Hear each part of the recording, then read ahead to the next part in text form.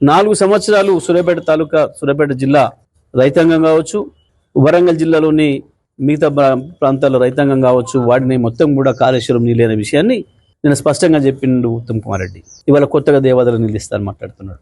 ఈ ముఖ్యమంత్రి చేస్తున్న ద్రోహం ఏదైతే ఉందో తెలంగాణ ప్రజలకి, తెలంగాణ ప్రజలందరూ కూడా అర్థం చేసుకోవాల్సిన అవసరం ఉంది. రైతాంగం కూడా తగు రీతిలో స్పందించాల్సిన అవసరం ఉంది.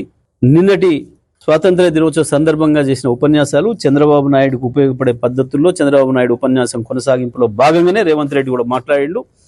అది ఒక్క మాటలు చెప్పాలంటే చంద్రబాబు నాయుడు రాసిచ్చిన ఉపన్యాసాన్ని రేవంత్ రెడ్డి మాట్లాడాడు. కానీ డ్రామా చేసి ఏదో మీడియాల డబ్బా ఛానళ్ళల్లో ఏదో ముఖ్యమంత్రులు పోటీపడి మాట్లాడిన కొంతమంది వేసినారు.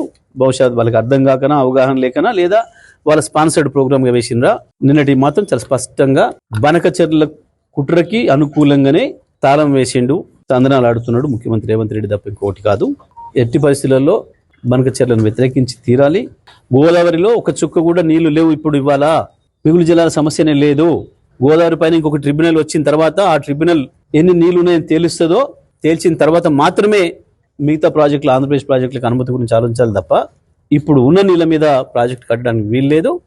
మనం ఏదైతే కాళేశ్వరం నుంచి వెళ్ళి వాడుతున్నామో, గతంలో వాడినామో దాదాపు 250 పైన టీఎంసీలను, అవి మనవి పూర్తి వినియోగించబడ్డవి. గోదావరిలో మనకి ఇప్పటివరకు ఇచ్చిన హక్కును, కాబట్టి చుక్క నీళ్ళు కూడా దాంట్లో లేవు. ఈ విషయాన్ని మాట్లాడకుండా రేవంత్ రెడ్డి దాచిపెట్టడం, మళ్ళీ కేసీఆర్ గారి పైన మాట్లాడడం అంటే ఇది చంద్రబాబు వంతబడ్డం తప్ప ఇంకోటి కాదు. తెలంగాణ ప్రజలకు ద్రోహం చేయడం తప్ప ఇంకోటి కాదు.